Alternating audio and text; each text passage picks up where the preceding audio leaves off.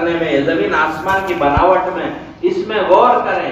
اللہ تبارک و تعالیٰ خود فرما رہے ہیں کہ آسمان اور زمین کے بنانے میں غور کریں، یہ دن اور رات کی تبدیلی میں غور کریں۔ ان ساری چیزوں میں نشانیاں ہیں ان لوگوں کے لیے جو اپنے آپ کو اہل عقل سمجھتے ہیں، جو اپنے آپ کے بارے میں سمجھتے ہیں کہ مجھے دماغ ہے، میں سمجھ بوجھ والا ہوں، مجھے عقل ہے۔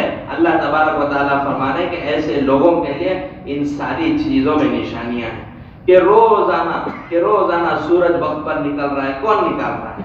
اللہ ہی کرنے والا ہے۔ کہ روزانہ سورج اپنے وقت پر غروب ہو رہا ہے، کون کرنے والا ہے؟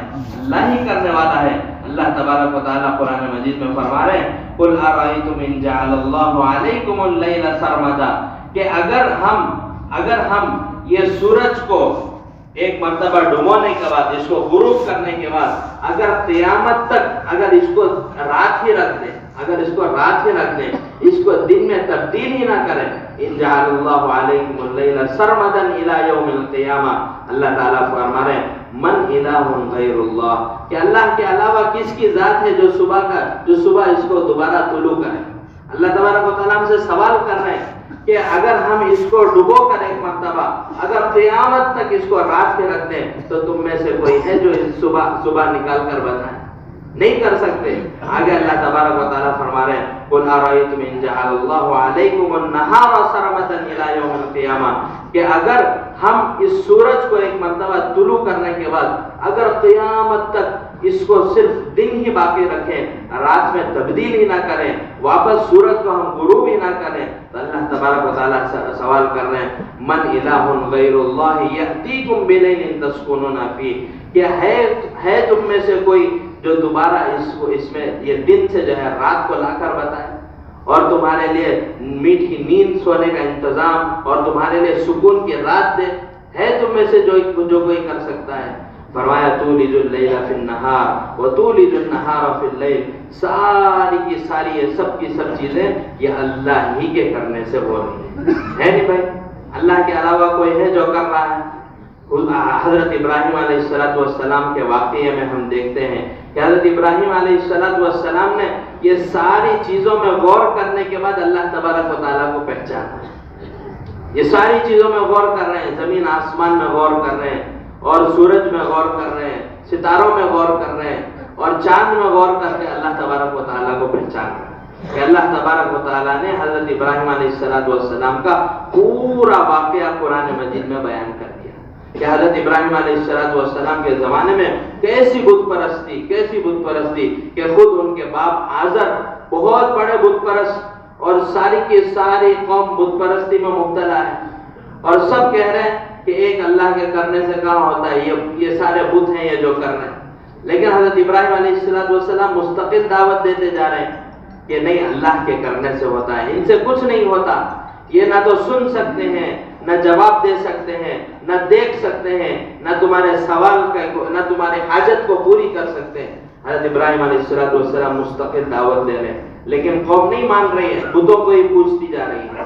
تو ایک مرتبہ کا واقعہ ہے، فرماتے ہیں کہ قوم کی کوئی عید کا دن تھا، تو ساری کی ساری قوم جو ہے کہیں چلی گئی، دور گاؤں کے باہر چلی گئی۔ تو حضرت ابراہیم علیہ السلام وہ بت خانے میں داخل ہوئے۔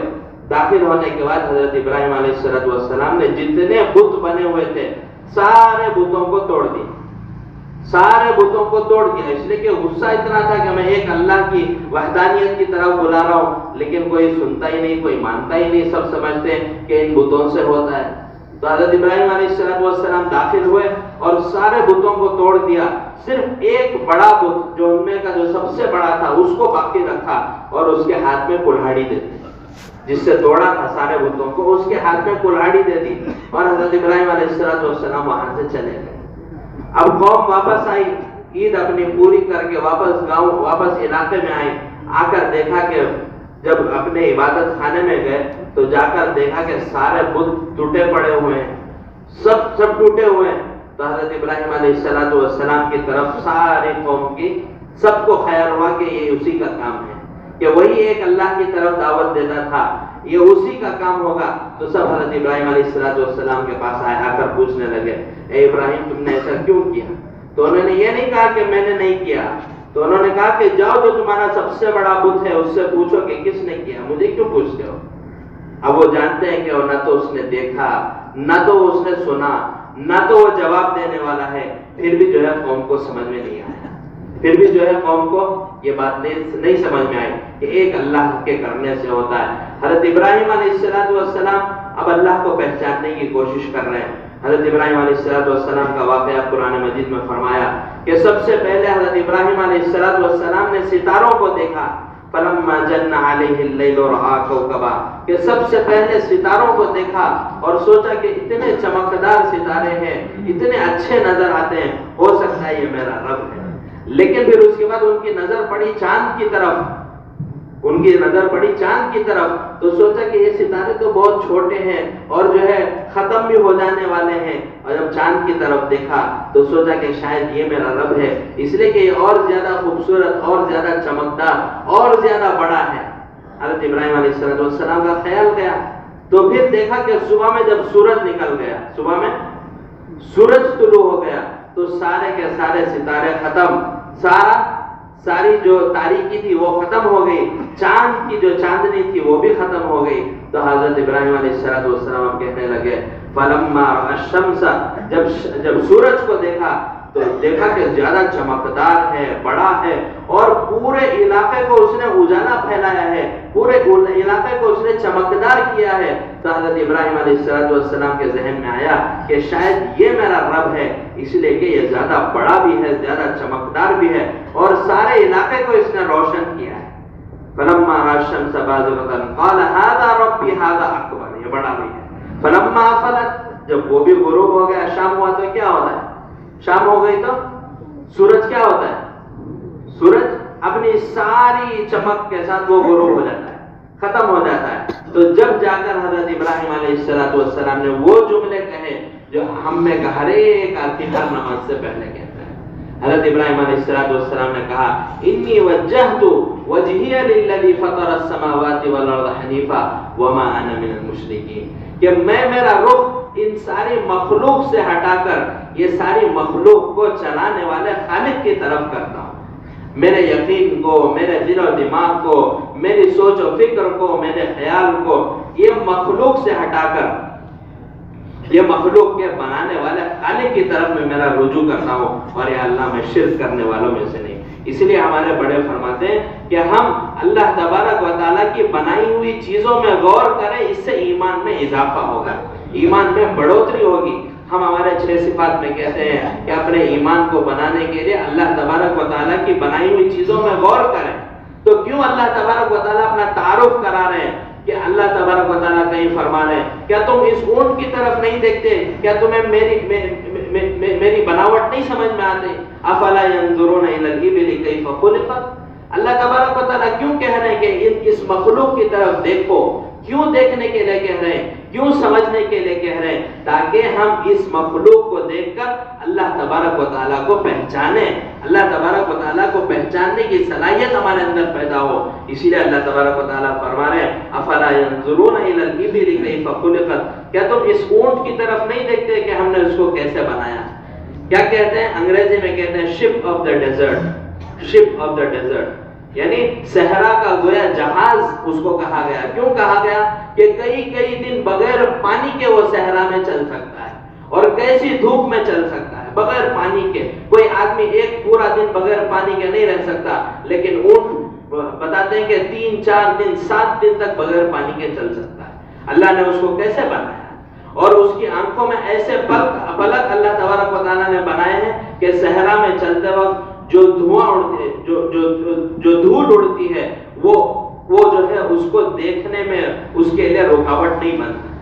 تھوڑی سی دھول ہمارے آنکھ میں آ جائے تو ہماری آنکھ بند ہو جاتی ہے۔ ہم گاڑی چلا رہے ہیں اور اچانک کوئی دھول کا ذرہ بھی ہمارے آنکھ میں آ گیا تو ہم گاڑی کو سائیڈ میں لگا لیتے ہیں، ہم چلا نہیں پاتے، آنکھ بند ہو جاتی ہے۔ لیکن اللہ تبارک و تعالیٰ نے اس اونٹ کو ایسا بنایا کہ صحرا میں کیسی دھول اڑتی ہے پھر بھی اس کے باوجود وہ چلتا جاتا ہے۔ اللہ نے اس کو کیسے بنایا؟ اور اللہ تعالیٰ کہہ رہے ہیں کہ اس میں غور کرو، تمہیں اللہ تبارک و تعالیٰ کی بناوٹ، اللہ تبارک و تعالیٰ کی ذات سمجھ میں آئے۔ آگے اللہ تبارک و تعالیٰ فرما رہے ہیں وَإِلَى السَّمَاءِ كَيْفَ رُفِعَتْ، کہ اس آسمان کی بلندی کو دیکھو، کہ اس آسمان کو ہم نے کیسے بلند کیا ہے۔ اور کیسے بلند کیا ہے؟ بغیر چھت کے ہم نے بلند کیا ہے۔ ایک چارپائی بغیر سہارے کے وہ ٹھہر نہیں سکتی، ٹھہر سکتی؟ ہمارا جو بیڈ ہے اگر اس میں پیر نہ ہو تو وہ ہوا میں رہے گی۔ یہ جو کرسی میں جس پر ہم بیٹھے ہیں، اگر یہ کرسی میں یہ 4 پاؤں نہ ہو تو بیٹھ سکتے ہیں؟ نہیں بیٹھ سکتے۔ اللہ تبارک و تعالیٰ نے ایسا آسمان بنایا، جو آسمان امریکہ میں ہے، جو آسمان افریقہ میں ہے، جو آسمان آسٹریلیا، جو آسمان ہندوستان میں ہے، وہی آسمان پورے عالم میں، لیکن کہیں بھی ستون نہیں نظر آتا۔ تو اللہ تبارک و تعالیٰ نے اتنے بڑے آسمان کو اور ایسا پھیلا ہوا آسمان، اللہ تبارک و تعالیٰ پوچھ رہے ہیں وَإِلَى السَّمَاءِ كَيْفَ رُفِعَتْ، کہ ہم نے آسمان کو کیسے بلند کیا ہے؟ کیا تم اس کو دیکھ کر اللہ کو نہیں پہچان سکتے؟ وَإِلَى الْأَرْضِ كَيْفَ سُطِحَتْ، کہ ہم نے زمین کو دیکھو کیسے بچھایا ہے۔ اللہ تبارک و تعالیٰ فرمانے کہ تمہارے لیے ہم نے اس زمین کو وَجَعَلْنَا الْأَرْضَ مِهَادًا، کہ ہم نے اس زمین کو تمہارے لیے بچھونا بنایا ہے، جہاں چاہے آدمی چادر ڈال کر سو سکتا ہے۔ اللہ تبارک و تعالیٰ نے اتنی زبردست زمین کو بنایا ہے، اور اللہ تبارک و تعالیٰ نے اس زمین کو 70% پانی پر بچھایا ہے۔ 70% پانی ہے، 30% وہ زمین ہے۔ اب یہ 30% زمین 70% پانی پر کیسے ٹھہرے ہوئے؟ کیسے ٹھہری ہوئے؟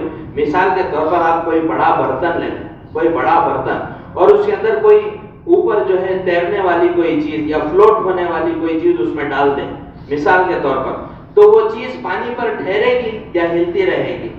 کیا خیال ہے؟ ہلتی رہے گی یا ٹھہرے رہے گی؟ ہلتی رہے گی، ہلتی رہے گی، اس کے اندر ٹھہراؤ نہیں ہوگا۔ لیکن اللہ تبارک و تعالیٰ نے اس زمین کو کیسے ٹھہراؤ دیا، کیسے اس کو پانی پر ٹھہرا رکھا؟ اللہ تبارک و تعالیٰ خود فرما رہے ہیں، اللہ تبارک و تعالیٰ فرما رہے ہیں وَالْجِبَالَ أَوْتَادًا، کہ ہم نے ان پہاڑوں کو، جو ہم پہاڑ دیکھتے ہیں نا بڑے بڑے پہاڑ، اللہ تبارک و تعالیٰ فرما رہے ہیں ہم نے ان پہاڑوں کو میخ، کیل آتا ہے نا، کیل کی طرح ہم نے ٹھوک دیا ہے، جس کی وجہ سے یہ زمین میں ٹھہراؤ آ گیا۔ یہ زمین جو ہے رکی ہوئے، جتنے بڑے یہ پہاڑ ہمیں جو ہے زمین کے اوپر نظر آتے ہیں، اس سے کئی زیادہ بڑے وہ سمندروں کے نیچے یہ پہاڑ ہیں۔ کیوں؟ اس لیے کہ اللہ تبارک و تعالیٰ نے ان پہاڑوں کو کیل اور میخ کی طرح ٹھوکا ہوا ہے، جس کی وجہ سے زمین ٹھہری ہوئی ہے۔ ہم اللہ تبارک و تعالیٰ کے ایسے ہی ساری مخلوق میں ہم غور کریں کہ اللہ تبارک و تعالیٰ کیسی زبردست طاقت اور قدرت والا ہے۔ خود اپنی ذات میں غور کریں۔ اللہ تبارک و تعالیٰ قرآن مجید میں فرما رہے ہیں وَفِي أَنفُسِكُمْ أَفَلَا تُبْصِرُونَ، کہ ہماری نشانیاں آدمی کی بناوٹ میں ہیں، کیا تمہیں نظر نہیں آتا؟ اللہ تبارک و تعالیٰ ہم سے سوال کر رہے ہیں کہ اللہ تبارک و تعالیٰ نے اس انسان کو کہاں بنایا؟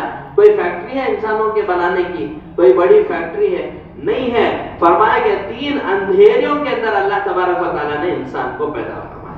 اگر کوئی فیکٹری مثال کے طور پر اگر ان سے کہا جائے کہ آپ جو ہے صرف رات میں کام کریں گے، صرف رات کے وقت میں کام کریں گے اور بغیر بجلی کے کام کریں گے، تو کوئی فیکٹری کام کر سکتی ہے؟ بھائی ایک سکرو بھی اپنی جگہ میں نہیں لگا سکتے۔ لیکن اللہ تبارک و تعالیٰ ایک اندھیرا نہیں بلکہ 3 اندھیریوں کے اندر اللہ تبارک و تعالیٰ اس انسان کو بنا رہے ہیں، ایسا خوبصورت بنا رہے ہیں کہ اللہ تبارک و تعالیٰ خود بنانے والا دعویٰ کر رہا ہے لَقَدْ خَلَقْنَا الْإِنسَانَ فِي أَحْسَنِ تَقْوِيمٍ، کہ ہم نے انسان کو سب سے بہترین سانچے میں ڈالا ہے، سب سے بہتر ہم نے انسان کو بنایا ہے۔ فَتَبَارَكَ اللَّهُ أَحْسَنُ الْخَالِقِينَ، کہ اللہ تبارک و تعالیٰ نے جو انسان کو بنایا وہ بہت خوبصورت بنایا، بہت اچھا بنایا، اور ہر ایک آدمی کو دوسرے سے جدا بنایا۔ ایسی اس کی بناوٹ ہوگی کہ ہر ایک آدمی کو ایک دوسرے سے جدا بنایا۔ ہو سکتا ہے کہ کسی کی شکل کسی سے ملے، لیکن کسی کی یہ فنگر پرنٹ کسی سے میچ نہیں ہوتی، کسی کی آئی لڈ کسی سے میچ نہیں ہوتی۔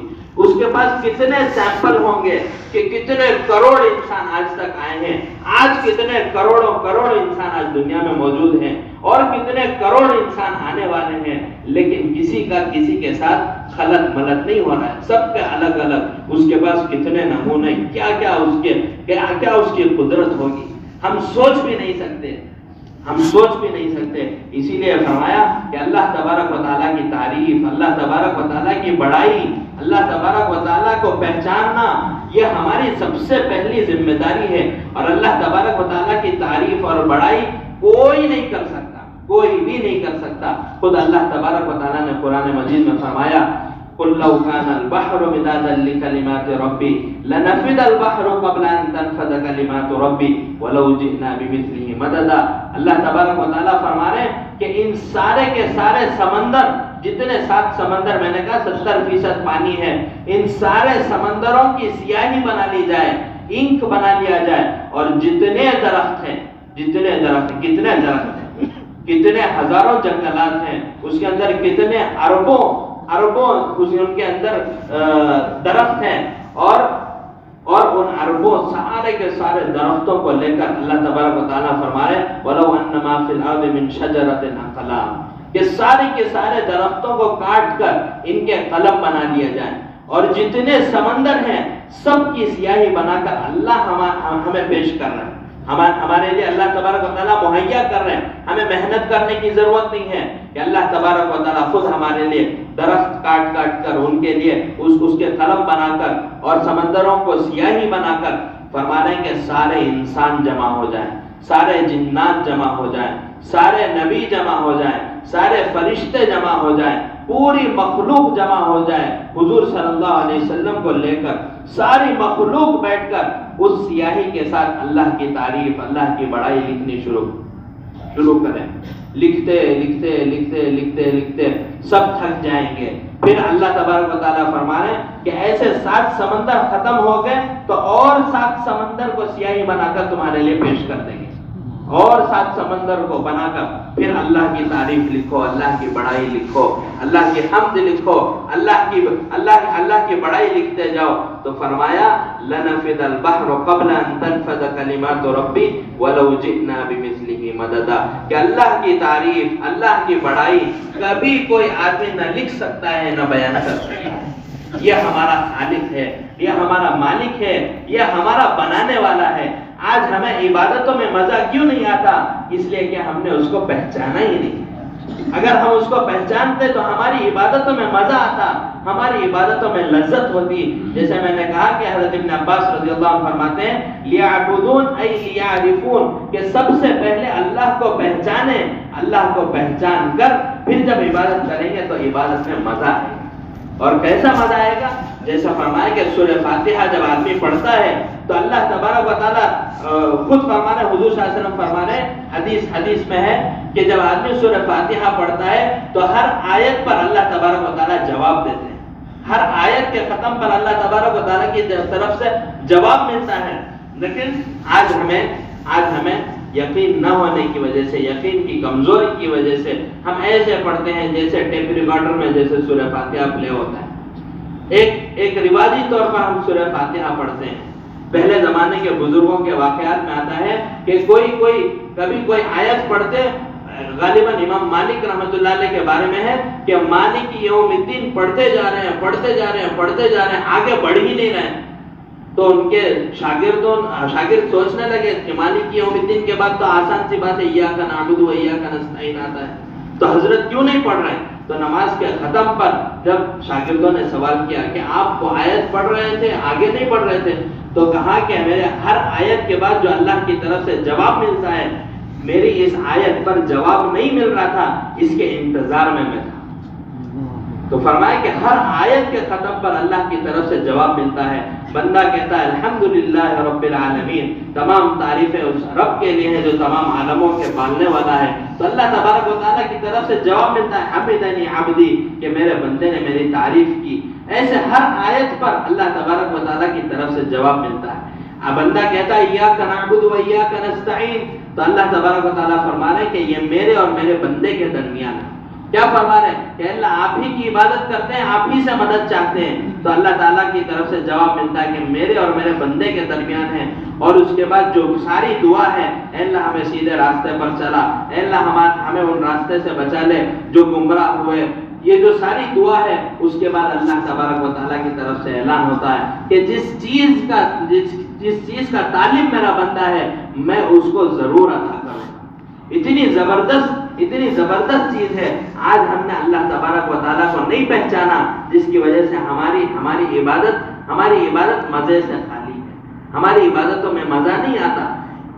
ایک آدمی جو ہے पुलिस वाले को पहचानता है। मिसाल के तौर पर एक पुलिस वाला ठहरा हो और जो है लाल बत्ती लगी हुई हो तो आदमी जो है लाल बत्ती में आगे बढ़ जाता है, पुलिस वाले के डर की वजह से रुक जाता है। हमारे यहाँ तो लाल बत्ती भी हो तो कभी कभी चले जाते हैं, लेकिन अगर वही पुलिस वाला ठहरा हो तो आदमी रुक जाता है। हमने एक पुलिस वाले की ताकत को पहचाना, लेकिन अल्लाह तबारक व तआला की ताकत को, अल्लाह तबारक व तआला को नहीं पहचाना, जिसकी वजह से उसके अहकामात तोड़ने में जरा सा भी पीछे नहीं हटे। अगर हम अल्लाह तबारक व तआला को पहचानते जैसा उसको पहचानने का हक है, तो अल्लाह तबारक व तआला के एक एक हुक्म को जान जानकर उस पर अमल करते हैं, जान जानकर उसके ऊपर अपनी जान को, अपने माल को कुर्बान करते हैं कि अल्लाह तबारक व तआला का हुक्म है, कि अल्लाह का हुक्म है, सबसे बड़े बादशाह का हुक्म है। इसीलिए हज़रत उमर रज़ी अल्लाह अन्हु और दीगर सहाबा के बारे में आता है कि नमाज का वक्त होता तो चेहरे बदल जाते कि किसका हुक्म है, कि हमारे बनाने वाले का हुक्म है। कुरान मजीद खोलते हैं, हज़रत उमर रज़ी अल्लाह अन्हु के बारे में आता है कि सिर्फ पूरी रात ये कहते कहते गुजर जाती है, हादा कलाम रब्बी, हादा कलाम रब्बी, ये मेरे रब का कलाम है। ये हजरत वो हैं कि जिन्होंने अल्लाह को पहचाना था, अल्लाह को पहचान कर अपनी जिंदगी गुजार रहे थे। तो इसलिए मेरे अजीज भाइयों, दोस्तों, बुजुर्गों, हमारी जो सबसे बड़ी जिम्मेदारी है और सबसे जो बुनियादी जिम्मेदारी है, तो हम अल्लाह को पहचान कर जिंदगी गुजारें कि ला इलाहा इल्लल्लाह, कि हर एक चीज का करने वाला वो अकेला अल्लाह है। ये जो हमारे जबान के अल्फाज हैं, ला इलाहा इल्लल्लाह, इसको हम दावत के जरिए, हम अल्लाह की बड़ाई को बयान करने के जरिए, हम अल्लाह तबारक व तआला की बनाई हुई चीजों में गौर करने के जरिए हम इस जबान के अल्फाज को अपनी दिल की हकीकत बनाएं। ला इलाहा इल्लल्लाह, कि हर एक चीज करने वाली जात वो अल्लाह की है, नफा देने वाला वो अल्लाह, नुकसान देने वाला अल्लाह, इज्जत देने वाला अल्लाह, जिल्लत देने वाला अल्लाह। अल्लाह तबारक व तआला ने कुरान मजीद में फरमाया, कुलिल्लाहुम्मा मालिकल मुल्क, कि अल्लाह तबारक व तआला सारे मुल्कों का वो बादशाह है, सारे जहां का वो बादशाह है। आगे फरमाया, तुतिल मुल्क मन तशा, कि जिसको चाहता है बादशाह बना देता है। अल्लाह जिसको चाहता है बादशाह बना देता है। हम तारीख की किताबों में उठाकर देखें कि रोम और फारस हुजूर सल्लल्लाहु अलैहि वसल्लम और हजरत सहाबा के जमाने के गोया सुपर पावर समझे जाते, बहुत ताकत के मालिक, बहुत ताकतवर कौमें थी उस जमाने के, सुपर पावर रोम, फारस, हबशा। लेकिन अल्लाह तबारक व तआला ने ऐसे बड़े ताकतवरों को हजरत सहाबा के हाथों में सरेंडर करने पर मजबूर कर दिया। तो तिल मुल्क मन तशा, कि हम जिसको चाहते हैं उनको बादशाह बना देते हैं। कि उस जमाने के सुपर पावर को, हजरत उमर रज़ी अल्लाह अन्हु के जमाने में एक जमाना ऐसा था कि बदर के मौके पर हजरत सहाबा के पास पैरों में पहनने के लिए जूतियां नहीं है, लेकिन वो मौका आया कि अल्लाह तबारक व तआला ने रोम और फारस और हबशा का बादशाह बनाया। तो दिल मुल्क मन तशा व तंज़िउल मुल्क मिम्मन तशा, और हम जिससे चाहते हैं बादशाह को छीन लेते हैं। रोम और फारस उस जमाने के सुपर पावर, लेकिन अल्लाह तबारक व तआला ने उनसे बादशाह छीन कर हजरत सहाबा को दे दी। इस दीन की खातिर अल्लाह तबारक व तआला ने दी। व तुइज़्ज़ु मन तशा, हम जिसको चाहते हैं इज्जत दे देते हैं। हज़रत यूसुफ अलैहिस्सलाम का वाक़या उठाकर देखें कि हज़रत यूसुफ अलैहिस्सलाम को उनके भाइयों ने ले जाकर कुएं में डाल दिया। कुएं से निकले, मिस्र के पैलेस में रहे, मिस्र के पैलेस में आए, वहां पर किसी ने बहतान लगा दिया, जिसकी वजह से जेल खाने में चले गए। जेल खाने में जाना इज्जत की चीज है, क्यों में इज्जत की चीज है, एक जिल्लत की चीज है। लेकिन अल्लाह तबारक व तआला ने एक ख्वाब की ताबीर पर, उसको तो बस सबक बनाया अल्लाह तबारक व तआला ने, एक ख्वाब की ताबीर पर अल्लाह तबारक व तआला ने कैसी इज्जत दे दी। मिस्र का गोया प्राइम मिनिस्टर अल्लाह तबारक व तआला ने बना दिया। व तुइज़्ज़ु मन तशा, हम जिसको चाहते हैं इज्जत देते हैं। व तुज़िल्लु मन तशा, और जिसको चाहते हैं वो जलील और खार कर देते हैं। कैसा जलील किया कारून को, कि उलमा फरमाते हैं कि सारे खजानों का मालिक, कितने ज्यादा खजानों का मालिक, फरमाया कि उसके सिर्फ खजाने की जो चाबियां थी वो 70 ऊंटों पर लादी जाती थी। इतने बड़े खजाने का मालिक फिरौन, कैसी ताकत का मालिक। लेकिन जब अल्लाह तबारक व तआला जलील करने पर आए तो फिरौन को जिस दरिया नील के बारे में कहता था कि मेरे हुक्म से चलती है, یہ میرے حکم سے چلتی ہے. اللہ تبارک و تعالیٰ نے توڑ کر بتایا کہ تیرے حکم سے نہیں چلتی ہے تو ہمارے حکم سے چلتی ہے. اللہ تبارک و تعالیٰ نے اسی میں اس کو غرق کر کے بتایا. اللہ تبارک و تعالیٰ نے ذلیل کر کے بتایا. قارون کو سارے خزانوں کے ساتھ اللہ تبارک و تعالیٰ نے زمین میں دھسا کر بتایا. فرمایا کہ علماء فرماتے ہیں کہ آج بھی اپنے خزانوں کے ساتھ زمین میں دھس رہا ہے. اللہ نے ایسا ذلیل کیا. تو ساری چیزوں کے مالک وہ اکیلے اللہ ہیں. ہمارے دلوں کا یقین یہ ہو جائے. حضرت مولانا عمر صاحب پالنپوری رحمۃ اللہ علیہ فرمایا کرتے تھے, ہم نے بڑوں سے سنا کہ ہماری اس دعوت کی محنت کے ذریعے سے ہمارے دلوں کا رخ بدل جائے. ہمارے دلوں کا رخ بدل جائے کہ خالق کی طرف ہمارا رخ ہو جائے. مخلوق سے ہٹ کر ہمارا دل کا رخ وہ خالق کی طرف ہو جائے. اسباب سے ہٹ کر ہمارا یقین, ہمارا رخ وہ مسبب الاسباب یعنی اسباب کے پیدا کرنے والے کی طرف ہمارا یقین ہو جائے. ہمارا رخ دنیا سے ہٹ کر وہ آخرت کی طرف ہو جائے. ہماری اس محنت کا مقصد یہی ہے کہ اس میں جو بنیادی چیز ہے وہ لا الہ الا اللہ, کہ ہر ایک چیز کے کرنے والی ذات وہ اکیلے اللہ کی ہے, اللہ ہی سے ہوتا ہے. اور دوسری چیز فرمایا محمد الرسول اللہ, کہ سارے جو حکموں کو اب اللہ کو پہچان لیا, اب اللہ کے حکموں کو ہم زندہ کر رہے ہیں, تو اب کس کے طریقے پر زندہ کریں؟ تو فرمایا کہ محمد الرسول اللہ صلی اللہ علیہ وسلم کے طریقے پر ہمارا ہر عمل حضور صلی اللہ علیہ وسلم کے طریقے پر ہو. اس لیے کہ اللہ تبارک و تعالیٰ نے فرمایا کہ اگر کسی کو رول ماڈل چاہیے, اگر کسی کو زندگی گزارنے کے لیے نمونہ چاہیے, تو فرمایا کہ بہترین نمونہ, بہترین رول ماڈل وہ جناب محمد رسول اللہ صلی اللہ علیہ وسلم کی زندگی ہے. لقد کان لکم فی رسول اللہ اسوۃ حسنہ, کہ بہترین نمونہ ہے حضور صلی اللہ علیہ وسلم کی زندگی, کہ ہر چیز میں اس میں رہبری, ہر چیز کی اس میں رہبری ہے. کہ بچہ پیدا ہونے سے لے کر کوئی آدمی مرے تو وہاں تک کی پوری رہبری موجود ہے. جیسے میں نے کہا الیوم اکملت لکم دینکم, کہ آج کے دن ہم نے آپ کے دین کو مکمل کر دیا, آپ پر دین کو مکمل کر دیا. تو ہمارے لیے پوری زندگی کی رہبری حضور صلی اللہ علیہ وسلم کے نورانی اور پاکیزہ طریقے میں ہے. یہاں تک کہ استنجا جانے کا طریقہ حضور صلی اللہ علیہ وسلم نے, استنجا کرنے کا طریقہ حضور صلی اللہ علیہ وسلم نے سکھایا. حضرت سلمان فارسی رضی اللہ عنہ جناب محمد رسول اللہ صلی اللہ علیہ وسلم مسجد نبوی میں استنجا کا طریقہ سکھا رہے. باہر سے یہودی دیکھے ہنسنے لگے. جب حضرت سلمان فارسی باہر آئے تو کہنے لگے کہ کیسا تمہارا مذہب ہے کہ تمہیں استنجا بھی سکھانا پڑتا ہے. تو حضرت سلمان فارسی نے کیا جواب دیا؟ کہا کہ یہ ہمارے دین کی شان ہے, ہمارے اسلام کی یہ شان ہے کہ ہمیں استنجا کرنا بھی سکھایا جاتا ہے. تمہارے یہاں تو کسی بھی طرح جانوروں کی طرح فارغ ہو کر آ جاؤ, ہمارے دین میں ایسا نہیں ہے. ہمیں تو بنیادی چیزیں بھی سکھائی جاتی ہیں, یعنی ہمارا دین مکمل رہبری ہے. تو ہم ہر عمل وہ حضور پاک صلی اللہ علیہ وسلم کے پاکیزہ اور نورانی طریقے پر ہو جائے, اس کے ہم فکر کریں. محمد الرسول اللہ سے یہی چاہا جاتا ہے کہ جتنے طریقے حضور صلی اللہ علیہ وسلم سے ہٹ کر ہیں وہ ناکامی والے طریقے ہیں, اور نبی صلی اللہ علیہ وسلم والا وہ کامیابی والا طریقہ ہے. اسی لیے فرمایا من یطع الرسول فقد اطاع اللہ, کہ جس نے رسول کی اطاعت اور اتباع کی گویا اس نے اللہ کی اطاعت کی, گویا اس نے اللہ کی اتباع کی. اسی لیے اللہ تبارک و تعالیٰ نے فرمایا اے نبی ان سے کہیے کہ اگر یہ دعویٰ کرتے ہیں ہمارے سے محبت کا, تو کیا فرمایا قل ان کنتم تحبون اللہ, کہ اگر یہ دعویٰ کرتے ہیں کہ ہم سے محبت کرتے ہیں تو کیا کریں فاتبعونی, تو ان کو چاہیے کہ آپ کی اتباع کریں.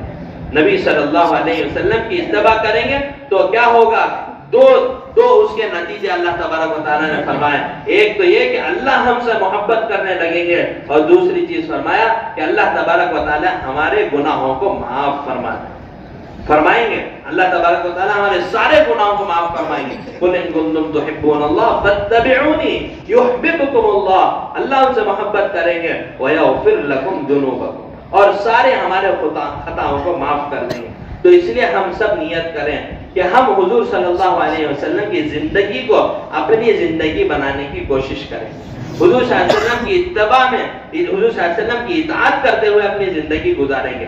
کہ ہم حضور صلی اللہ علیہ وسلم سے محبت کے تو دعوے کرتے ہیں. مثال کے طور پر ایک گھر میں جو چھوٹا سا بچہ ہوتا ہے, جیسے ماں باپ کرتے ہیں ایسے ہی وہ بھی کرتا ہے کہ نہیں کرتا ہے؟ ماں باپ جو ہے مصلی بچھا کر نماز پڑھتے ہیں تو وہ کچھ نہیں جانتا, لیکن وہ بھی جو ہے بازو میں ٹھہر جاتا ہے اور وہ بھی رکوع کرنے لگتا ہے، سجدہ کرنے لگتا ہے. کیوں کرتا ہے بچہ ایسا کیوں کرتا ہے؟ اس لیے کہ اس کو ماں باپ سے محبت ہے، تو ان کے عمل کو وہ پورے ہو بہو ایسے ہی کاپی کرنے کی کوشش کرتا ہے. جیسے ماں باپ کو کرتے ہوئے دیکھتا ہے وہ بھی ایسے ہی کرنے کی کوشش کرتا ہے. آج ہم سب نبی سے محبت کا دعویٰ کرتے ہیں، لیکن اللہ معاف فرمائے، اللہ معاف فرمائے، ہم اپنے عمل کو دیکھیں کہ ہم حضور صلی اللہ علیہ وسلم کی محبت کے دعوے میں سچے ہیں. تو اس لیے میرے بھائیوں آج نیت کریں کہ حضور صلی اللہ علیہ وسلم کی اتباع کے ساتھ اپنی زندگی گزاریں گے. حضور صلی اللہ علیہ وسلم نے حضرت انس رضی اللہ عنہ کو بڑی نصیحت فرمائی، بڑی لمبی نصیحت فرمائی. آخر میں حضور صلی اللہ علیہ وسلم نے فرمایا من احیا سنتی فقط احبنی، کہ جس نے میری سنت کو زندہ کیا ایسا ہے جیسے اس نے میرے سے محبت کی، اس نے مجھ سے محبت کی. اگر نبی کی سنتوں کی اتباع ہو رہی ہے تو اس کا مطلب یہ ہے کہ ہمارے دل میں نبی کی محبت ہے. اس حدیث سے معلوم ہوا کہ نہیں معلوم ہوا؟ فقط احبنی. آگے اللہ کے نبی صلی اللہ علیہ وسلم نے فرمایا ومن احبنی کان معی فی الجنہ، کہ جو مجھ سے محبت کرے گا وہ میرے ساتھ جنت میں ہوگا. کتنا آسان ہے، اتنا آسان ہے. اللہ تبارک و تعالیٰ نے اسی لیے فرمایا وما آتاکم الرسول فخذوہ، کہ جو بھی تمہارے نبی تم کو دے دیں اس کو لے لو. وما نہاکم عنہ فانتہوا، اور جن چیزوں سے حضور صلی اللہ علیہ وسلم تم کو منع کرتے ہیں اس سے رک جاؤ. یہی ہمارا دین ہے کہ اللہ تبارک و تعالیٰ کے حکموں کو پورا کرنا اور اللہ تبارک و تعالیٰ کے منع کردہ چیزوں سے رکنا. اور اللہ تبارک و تعالیٰ کے حکموں کو پورا کرنے کا طریقہ وہ حضور صلی اللہ علیہ وسلم والا نورانی اور پاکیزہ طریقہ. کہ ہم کھانا کھا رہے ہیں، کھانا ہماری ضرورت ہے کہ نہیں ہماری ضرورت، لیکن اگر نبی کے طریقے پر ہمارا کھانا ہو گیا اسی ضرورت کو اللہ عبادت بنا دے گا. ہم اپنی ضرورت پوری کر رہے ہیں لیکن نبی کے طریقے پر ہو رہی ہے جس کی وجہ سے اللہ اس کو عبادت بنا دے. روزانہ آدمی 6 سے 8 گھنٹے سوتا ہے، نہیں سوتے 6 سے 8 گھنٹے، ہر آدمی 6 سے 8 گھنٹے روزانہ سوتا ہے. یہ ہماری ضرورت ہے، سونا ہماری ضرورت ہے. لیکن اگر سوتے وقت باوضو ہو کر جو بھی سنتیں ہیں دائنی طرف ہو کر دعا پڑھ کر اگر ہم سو گئے تو 6 سے 8 گھنٹے یہ پوری اللہ تبارک و تعالی ہماری ضرورت بھی پوری ہو گئی اور نبی کے طریقے پر پورا کرنے کی وجہ سے عبادت میں داخل ہو گئے. ہم استنجا کے لیے جا رہے ہیں، کتنا آسان دین ہے. اللہ تبارک و تعالی نے کتنا آسان ہم کو دین دیا ہے. الدین یسر، دین تو بہت آسان ہے لیکن اس کو سمجھ کر اس پر عمل کرنے کی ضرورت ہے. اور یہ دین ہمارے اندر بھی آ جائے اور یہ مکمل دین کہ اللہ کا حکم اور نبی کا طریقہ، یہ مکمل دین یہ ہماری زندگی میں بھی آ جائے، ہمارے گھر والوں کی زندگی میں بھی آ جائے. اور اللہ تبارک و تعالیٰ نے اس امت میں پیدا فرمایا، اس امت میں پیدا ہونے کی وجہ سے پورے عالم کی ہمارے اوپر ذمہ داری ہے، پورے عالم کی ہمارے اوپر ذمہ داری ہے. تو یہ دین ہماری زندگیوں میں آ جائے اور ہمارے گھر والوں کی زندگیوں میں آ جائے. گھر والوں کی زندگیوں میں بھی آنا بہت ضروری ہے، اس لیے کہ اللہ تبارک و تعالیٰ نے قرآن مجید میں کیا فرمایا؟ یا ایھا الذین آمنوا قوا انفسکم واہلیکم نارا، کہ اے ایمان والو اپنے آپ کو بھی جہنم کی آگ سے بچاؤ اور اپنے اہل و عیال کو بھی جہنم کی آگ سے بچاؤ. کیسے بچائیں گے؟ کہ کل قیامت کے دن اللہ نہ کرے اگر وہ جا رہے ہیں تو ہم جا کر ان کو پکڑ کر لا سکیں گے؟ نہیں لا سکیں گے. حضرت علی رضی اللہ عنہ نے اسی لیے اس کی تفسیر فرمائی کہ ان کو جہنم کی آگ سے بچانے کا مطلب یہ ہے کہ ان کو اس دنیا میں رہتے ہوئے دین سکھاؤ، ان کو دین دو تاکہ وہ دین پر عمل کر کے اپنے آپ کو جہنم کی آگ سے بچائیں. تو ہمارے سے ان کے بارے میں پوچھ ہوگی، ہم سب سے ان کے بارے میں پوچھ ہوگی. ہر ایک آدمی اپنے آپ کو اپنے گھر کا ذمہ دار سمجھتا ہے، نہیں سمجھتا ہے. ہر ایک آدمی اپنے گھر کا ذمہ دار ہے. ہم بس یہ سمجھتے ہیں کہ ہم ان کی دنیاوی ضرورت پورا کرنے کے ذمہ دار ہیں. کہ میرا بچہ اچھے سے اچھا کھانا کھائے، میرا بچہ اچھے سے اچھا لباس پہنے، میرا بچہ اچھی سے اچھی اسکول میں تعلیم حاصل کرے. کیا یہی ذمہ داری ہے؟ فرمایا کہ اس سے زیادہ اہم ذمہ داری وہ دین کی ذمہ داری ہے. کلکم راع وکلکم مسئول عن رعیتہ، کہ ہر ایک آدمی ذمہ دار ہے، اس سے کل قیامت کے دن اس کی ذمہ داری کے بارے میں سوال ہوگا. مسئول عن رعیتہ، کہ تمہارے انڈر تمہارے ماتحت جو لوگ تھے ان کی تم نے دین کی فکر کی یا نہیں کی، اس کے بارے میں ہم سے سوال ہوگا. کہ کل قیامت کے دن ایسا نہ ہو کہ ہم تو دین پر چل رہے ہیں، ہم تو اللہ کے حکموں کو پورا کرتے ہوئے زندگی گزار رہے ہیں، لیکن وہ زندگی ایسی نہیں گزار رہے ہیں جن کی وجہ سے کل ہم جنت میں جا رہے ہیں، وہ ہمارا آ کر دامن پکڑیں گے کہ آپ نے ہمیں دین کیوں نہیں سکھایا، کہ آپ نے ہمیں نماز پڑھنے کی ترغیب کیوں نہیں دی، کہ قرآن مجید کی تلاوت کی ترغیب آپ نے ہمیں کیوں نہیں دی۔ اس لیے اپنے دین کے ساتھ ہمارے گھر والوں کی، ہمارے بچوں کی، ہمارے ماتحتوں کی، ان کے دین کی فکر بہت ضروری ہے۔ اللہ کے نبی علیہ الصلوۃ والسلام سے کہا جا رہا ہے، اللہ تبارک و تعالیٰ فرما رہے ہیں وَأَنذِرْ عَشِيرَتَكَ الْأَقْرَبِينَ، کہ اے نبی جی اپنے قریبی رشتہ داروں کو دعوت دو، اپنے رشتہ داروں کو دعوت دو، ان کو بلاؤ دین کی طرف۔ اللہ تبارک و تعالیٰ کہیں دوسری جگہ میں فرما رہے ہیں وَأْمُرْ أَهْلَكَ بِالصَّلَاةِ وَاصْطَبِرْ عَلَيْهَا، اے نبی جی اپنے گھر والوں کو نماز کا حکم کیجئے۔ نبی سے کہا جا رہا ہے کہ نماز کا حکم اپنے گھر والوں کو کریں۔ کیا نبی کے گھر والے نماز نہیں پڑھتے تھے؟ یہ ہماری سب کی تعلیم کے لیے ہے کہ صرف ہم دین پر چلیں یہ کافی نہیں ہے، کہ ہمارے گھر والوں کی دین کی فکر، یا ہمارے گھر والوں کے نمازوں کی فکر، ان کے قرآن مجید کی فکر، ان کے ذکر و اذکار کی فکر، ان کے اخلاق کی فکر، یہ ساری فکر یہ ہماری ذمہ داری ہے۔ اور تیسری جو ذمہ داری فرمائی کہ پورے عالم کی ذمہ داری ہمارے اوپر ہے، اس لیے کہ اللہ تبارک و تعالیٰ نے ہمیں جو کام دیا ہے وہ نبیوں والا کام دیا ہے، اور حضور صلی اللہ علیہ وسلم کے بعد کوئی نبی نہیں ہے، اور اس امت کے بعد کوئی امت نہیں ہے، کوئی امت ہے وہی اس کے بعد کوئی امت نہیں ہے، اور حضور صلی اللہ علیہ وسلم آخری نبی ہے۔ یہ ہمارا عقیدہ ہے کہ جیسے حضور صلی اللہ علیہ وسلم کو ہم نبی مانتے ہیں، رسول مانتے ہیں، اسی طرح حضور صلی اللہ علیہ وسلم کو آخری نبی اور آخری رسول ماننا یہ ہمارا عقیدہ ہے۔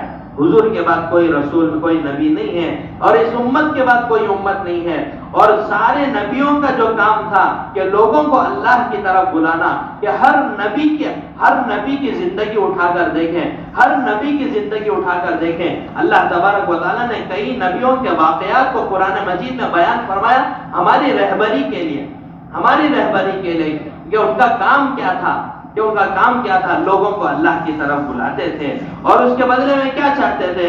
فرما رہے یا قوم لا اسألکم علیہ اجرا، کہ اے میری قوم ہم آپ سے کوئی مال کا مطالبہ نہیں کرتے، کوئی ہم آپ سے بدلہ نہیں چاہتے، کوئی ہم آپ سے کرسی اور عہدہ نہیں چاہتے، فرما رہے کہ ہم تو ہمارا بدلہ اللہ سے لیں گے۔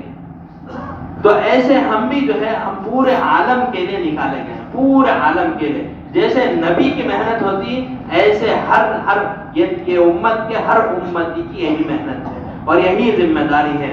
اللہ تبارک و تعالیٰ نے اسی لیے فرمایا کنتم خیر امت اخرجت للناس، کہ تم بہترین امت ہو۔ کیوں بہترین امت کا لقب دیا ہے؟ کہ ہم بڑے بڑے بلڈنگ بنائیں گے اسی لیے، کہ ہمارے بڑے بڑے کاروبار ہوں گے اس لیے، کہ ہم بڑی بڑی عالیشان گاڑیوں میں گھومیں گے، فلائٹس میں، ہیلی کاپٹرز میں گھومیں گے اس لیے نہیں ہماری تعریف فرمائی، بلکہ ہماری تعریف اس لیے فرمائی کہ ہم کو پوری انسانیت کے لیے نکالا ہے، اخرجت للناس، کہ ساری انسانیت کے لیے اللہ تبارک و تعالیٰ نے ہمیں نکالا ہے۔ لوگوں کو بھلائی کی ترغیب دے کر بھلائی کی طرف بلانا، لوگوں کو برائی سے روکنا بہت بڑا کام ہے، یہ چھوٹا کام نہیں ہے، بہت بڑا کام ہے۔ ہماری زندگی کا پورا خلاصہ گویا، ہماری زندگی کا پورا خلاصہ، بعض مفسرین نے فرمایا کہ پورے قرآن کا گویا خلاصہ اللہ تبارک و تعالیٰ نے ایک چھوٹی سی سورہ عصر میں بیان فرمائے، والعصر، کہ سارے کے سارے اللہ تبارک و تعالیٰ نے زمانے کی قسم کھا کر بیان فرمایا کہ سارے کے سارے انسان وہ خسارے میں، ان الانسان لفی خسر۔ مفسرین فرماتے ہیں کہ اللہ تبارک و تعالیٰ نے زمانے کی قسم کیوں کھائی؟ کہ اللہ تبارک و تعالیٰ نے کہ زمانے کی قسم اس لیے کھائی کہ سارے لوگوں کو پتہ چلے کہ صرف حضور صلی اللہ علیہ وسلم کے زمانے کے لوگوں کے ساتھ خاص نہیں ہے، بلکہ حضور کے زمانے کے ساتھ ہو یا قیامت کے قریب کے زمانے کے لوگ ہوں، سارے لوگوں کے لیے گویا یہ رہبری ہے کہ ساری کی ساری انسانیت وہ خسارے میں ہے، لیکن فرمایا کہ جن کے اندر 4 چیزیں ہیں، فرمایا کہ وہ خسارے سے نکلے ہو، الا الذین آمنوا، سب سے پہلی چیز فرمایا ایمان کیا؟ جو ابھی بیان کیا، لا الہ الا اللہ محمد الرسول اللہ۔ اور ایمان کیسا ہو؟ ہمارا ایمان کیسا ہو؟ ایمان بنانا ایمان کیسا ہو؟ حضرات صحابہ جیسا ایمان، اللہ تبارک و تعالیٰ نے وہی ایمان کا مطالبہ کیا ہے، یا ایھا الذین آمنوا آمنوا کما آمن الناس، کہ اے ایمان والو ایسا ایمان لاؤ جیسے حضرات صحابہ کا ایمان تھا۔ تو اللہ نے ہمیں ایمان تو دیا، اب اس ایمان کو ایسا بنانا ہے، اور حضرات صحابہ ہمارے لیے نمونہ ہے، ہمیں وہاں تک پہنچنا ہے، لیکن اگر چلتے چلتے چلتے اگر اسی راستے پر اگر ان کو نمونہ بنا کر چلتے چلتے چلتے اگر ہمارا انتقال ہو گیا تو امید ہے کہ کل قیامت کے دن اللہ انہی کے ساتھ ہمارا حشر کریں گے۔ جیسے حدیث میں آتا ہے کہ کوئی بچہ قرآن مجید حفظ کرنے کی نیت سے الف با تا شروع کیا اور اس کے بعد اس کا انتقال ہو گیا، لیکن چونکہ وہ حافظ بننے کی نیت سے اس نے شروع کیا تھا، تو کل قیامت کے دن اللہ اس کو حفاظ کے ساتھ کھڑا کریں گے۔ ہمارے بڑے یہ مثال دے کر بیان کرتے ہیں کہ صحابہ کے ایمان، صحابہ کی عبادت، صحابہ والے اخلاق، صحابہ والا معاشرت، صحابہ والی زندگی کو ہم اپنا نمونہ بنا کر اگر چلتے رہیں گے، ہو سکتا ہے کہ وہاں تک تو نہیں پہنچیں گے، لیکن ہو سکتا ہے کہ درمیان میں موت آ جائے، کل قیامت کے دن اللہ ہمارا حشر انہی کے ساتھ کرے۔ تو سب سے پہلی چیز کیا بیان فرمائی؟ الا الذین آمنوا، کہ سب سے پہلے ایمان ایسا ہو جیسے حضرات صحابہ والا ایمان، اور دوسری چیز فرمائے وعاملوا الصالحات، ایمان کے بعد نیک اعمال، کہ ہماری عبادت، ہمارے ذکر، ہماری تلاوت، ہمارا لوگوں کے ساتھ رہن سہن، یہ سارا نیک اعمال میں ہے۔ فرمائے کہ جن کی زندگی میں ایمان ہے، جن کی زندگی میں اعمال صالحہ ہیں، اور تیسری اور چوتھی چیز فرمائی وتواصوا بالحق وتواصوا بالصبر، یہ تیسری چیز فرمائے کہ حق باز کی نصیحت اور وصیت کرتے ہیں ایک دوسروں کو، کہ اللہ تبارک و تعالیٰ کے حکموں پر چلنے والے اور دوسروں کو اللہ کے حکموں پر چلنے کی ترغیب دینے والے۔ اور اس کام کے درمیان کہ کوئی آدمی اللہ کی نافرمانی کر رہا ہے تو اس کا دل مچل جائے اور اللہ تبارک و تعالیٰ کی نافرمانی سے روکنے کی فکر کرے۔ جیسے میں نے خطبے میں حدیث پڑھی کہ جو تم میں سے منکر کام ہوتے ہوئے دیکھے، من رأى منکم منکرا فلیغیرہ بیدہ، کہ جو تم میں سے کوئی اللہ کا حکم کو ٹوٹتے ہوئے دیکھے تو سب سے پہلی ذمہ داری ہے کہ اس کو ہاتھ سے بند کرے۔ کہ اگر ایسی اتنی استطاعت نہیں ہے تو فرمایا کہ اس کو زبان سے روکنے کی فکر کریں۔ اگر اتنی بھی استطاعت نہیں ہے تو دل سے اس کو برا سمجھے۔ ایک ہمارے بڑے عالم ہیں، اس کو انہوں نے سمجھایا کہ دل سے برا سمجھنا کس کو کہتے ہیں۔ کوئی آدمی کوئی برا کر رہا ہے، ہم نے صرف کہہ دیا ارے تو برا کر رہا ہے استغفر اللہ، یہ نہیں فرمایا۔ ایک مثال دے کر انہوں نے اس بات کو سمجھایا، کہا کہ اگر کوئی ایک ماں ہے، اس کا چھوٹا سا بچہ ہے، دودھ پیتا بچہ ہے، اور آگے آگ ہے، وہ بچہ رینگتے ہوئے آگ میں جا رہا ہے، اور ماں کی حالت کیا ہے کہ ماں پیروں سے معذور ہے، ماں زبان سے کچھ کہہ نہیں سکتی، زبان سے بھی معذور ہے۔ ایسے وقت میں جب وہ بچہ آگ میں جا رہا ہے تو وہ بچے کو آگ میں جاتے ہوئے ماں کے دل میں جو کیفیت ہوتی ہے، ایسی کیفیت ہماری منکر کو دیکھ کر ہونا چاہیے کہ ہمارے دل میں اس کو برا سمجھے۔ اس کا مطلب یہ ہے کہ جیسے وہ ماں کا دل ملاتا ہے کہ میرا بچہ، میرا جگر کا ٹکڑا وہ آگ میں جا رہا ہے، ایسا ہمارا دل بھی اللہ کے حکموں کو ٹوٹتا ہوا دیکھے تو دل ملا ہے، ایسا ہم پریشان ہو۔ یہ فرمایا کہ ہمارے دل میں اس کو برا سمجھے۔ تو فرمایا کہ اللہ کا منکر ہوتا ہوا دیکھے تو اس کو برا سمجھے، اس کو روکنے کی فکر کرے، اور فرمایا کہ بہت بڑی چیز ہے، یہ چھوٹا کام نہیں ہے۔ وتواصوا بالحق وتواصوا بالصبر، وتواصوا بالصبر اس لیے فرمایا کہ اللہ کے حکموں کی ترغیب دیتے ہوئے، اللہ کے حکموں کی طرف لوگوں کو لاتے ہوئے اور اللہ کے منہیات سے لوگوں کو روکتے ہوئے بڑی رکاوٹیں آئیں گی، بڑی پریشانیوں کا سامنا کرنا پڑے گا، لیکن ان سارے چیزوں میں آدمی صبر کے ساتھ کام کرے، تحمل کے ساتھ کام کرے، تو فرمایا کہ یہ چار چیزیں جن کے اندر ہوگی وہ خسارے سے، وہ گمراہی سے باہر نکلے ہوئے، گویا کہ وہ کامیاب لوگ ہیں۔ اور حضرت لقمان حکیم نے بھی، جیسے میں نے کہا کہ اللہ کی طرف لوگوں کو بلانا بہت بڑی چیز ہے، حضرت لقمان حکیم بھی اپنے بیٹوں کو وصیت کرتے ہوئے فرما رہے ہیں، اپنے بیٹوں کو نصیحت کر رہے ہیں، بڑے حکیم آدمی ہیں۔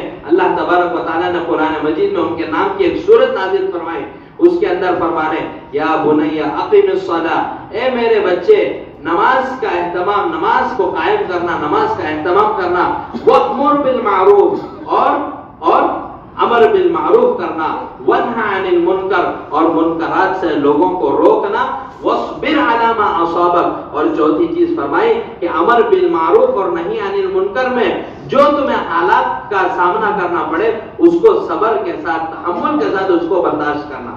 ہم حضور صلی اللہ علیہ وسلم کی زندگی کو اٹھا کر دیکھیں کہ حضور صلی اللہ علیہ وسلم نے کیسے کیسے حالات کا سامنا نہیں کیا کہ کبھی حضور علیہ السلام کے چہرے انور پر تھوکا جا رہا ہے، حضور صلی اللہ علیہ وسلم کے چہرے انور پر مٹی ڈالی جا رہی ہے، حضور صلی اللہ علیہ وسلم کے گریبان کو چاک کیا جا رہا ہے، حضور صلی اللہ علیہ وسلم دعوت دینے کے لیے جا رہے ہیں، ایک سردار کھڑا ہوتا ہے، حضور صلی اللہ علیہ وسلم اونٹنی پر سوار ہیں، حضور صلی اللہ علیہ وسلم کی اونٹنی کو پیچھے سے کوئی نوکیلی چیز چبھاتا ہے جس کی وجہ سے اونٹنی بھدکتی ہے، حضور صلی اللہ علیہ وسلم اوپر سے نیچے گر جاتے ہیں، پھر اٹھ کر کہتے ہیں کہ تمہارا کام ہو گیا، اب میری دعوت سنو گے؟ کہ ایسے تحمل، ایسے برداشت کے ساتھ حضور صلی اللہ علیہ وسلم نے دعوت دیا۔ روایتوں میں آتا ہے کہ ابو جہل کے پاس حضور صلی اللہ علیہ وسلم 70 مرتبہ، بعض روایتوں میں لکھا ہے کہ 200 مرتبہ ایسے لوگوں کے پاس حضور صلی اللہ علیہ وسلم اپنی دعوت کو لے کر گئے۔ تو اللہ کی طرف لوگوں کو بلانے میں بڑی بڑی رکاوٹیں پیش آئیں گی، بڑے حالات پیش آئیں گے، لیکن ان کے باوجود اللہ کی طرف لوگوں کو بلاتے رہیں گے۔ فرمایا لقمان حکیم نے کہ یہ 4 چیزیں کریں گے، اقیم الصلاۃ وامر بالمعروف وانہی عن المنکر واصبر علی ما اصابک۔ آگے فرمایا ان ذلک من عزم الامور، کہ یہ جو 4 چیزیں ہیں یہ بہادر لوگوں کا کام ہے، یہ ایسے لوگوں کا کام ہے جو اپنے اندر برداشت کرنے کی صلاحیت اور طاقت رکھتے ہیں۔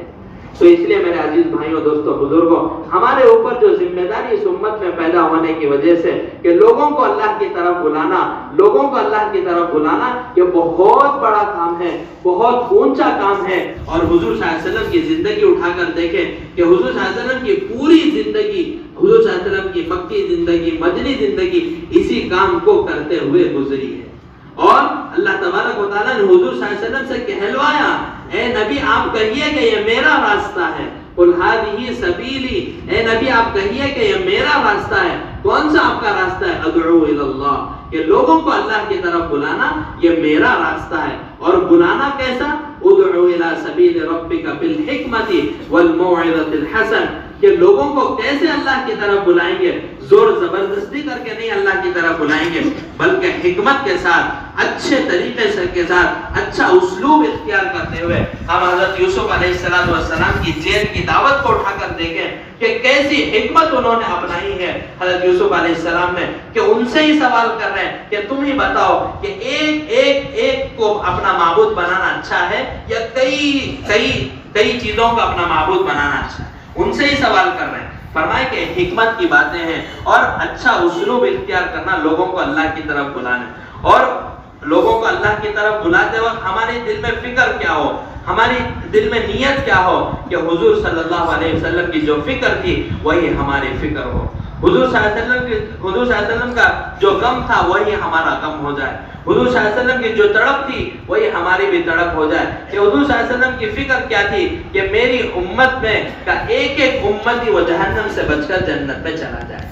خود حضور صلی اللہ علیہ وسلم فرماتے ہیں، روایتوں میں آتا ہے کہ میں دیکھ رہا ہوں کہ پوری کی پوری امت وہ جہنم کے کنارے میں ٹھہری ہوئی ہے اور ایک کی کمر پکڑ کر میں اس کو جہنم سے دور کر رہا ہوں۔ اس فکر کے ساتھ حضور صلی اللہ علیہ وسلم ایک کے پاس جاتے تھے، ایک سے جا کر دین کی بات کرتے تھے۔ تو ہم اسی فکر کے ساتھ، اسی گڑھن کے ساتھ، اسی